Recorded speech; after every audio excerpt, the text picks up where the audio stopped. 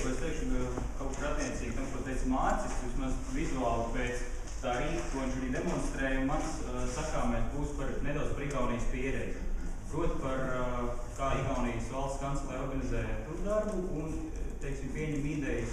Es ceru, ka kāds pēc tam vēl dalīsies ar jaunāku informāciju par Igaunijas pieredzi. Bet mans, tas, ko es demonstrēšu rīks, saucās TIC Plus. Droši vien esat par tādu, varbūt jau dzirdējuši.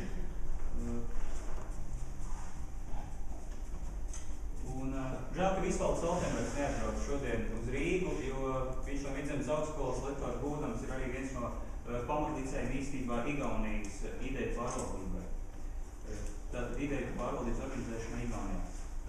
Mēs šo te ideju pārvaldības rīku arī iztulkojam latviešu valodā, es vēl nepratu norganizēt tā, lai jums šodien to nodemonstrētu.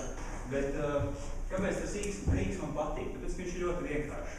Un iedzīvotājiem patiesībā jo vienkāršāk, jo vieglāk uztverams, jo tas rīks ir arī attiecīgi vieglāk lietojams.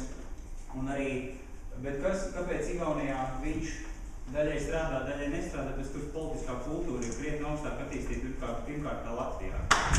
Es saprotu arī, ka mums valsts pārvaldē strādā fantastiski cilvēki, valsts kancelēt sevišķi var aiziet aprunāties, bet līdz ko nonākam līdz darīšanai, tam mēs saprotam, ka tomēr ir kaut kāds intereses, kas mums neļauj varbūt tik labi sadarboties ar valsts pārvaldu, kā mēs to vēlētos.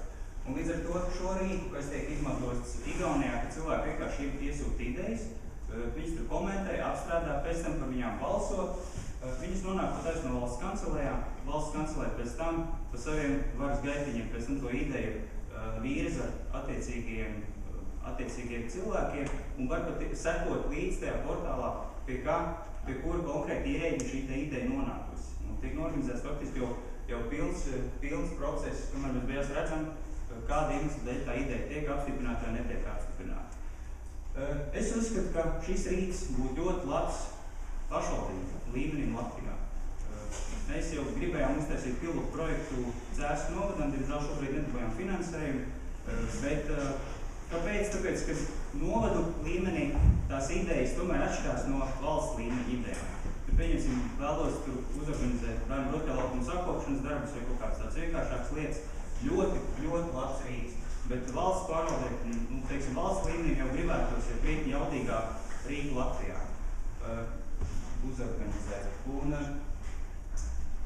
tas, ko es vēl gribētu teikt, ka mēs varam ņemt kaut kādus gatavus rīkus. Tas, kas ir labs Igauniem, varbūt būs labs mums, un jāskatās tīri no mūsu vajadzībām.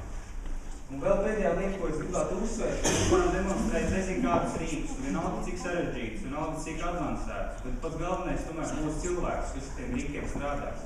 Un ļoti patīk tā domnīgs, tā ideja, ka tur jau mēs redzam, ka tur jau konkrēti cilvēku kopa, grupa jau testē šo vidi un redz jau praktiskajā darbībā, kā tas notiek.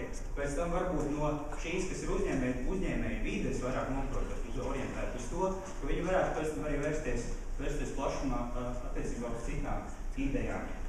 Tātad pirmais, kas, manuprāt, ir jādara, lai paši cilvēki kļūtu domājoši, aktīvi, un tad patiesībā mums tas rīks mums tik ārkārtīgi sarežģīts nevajag.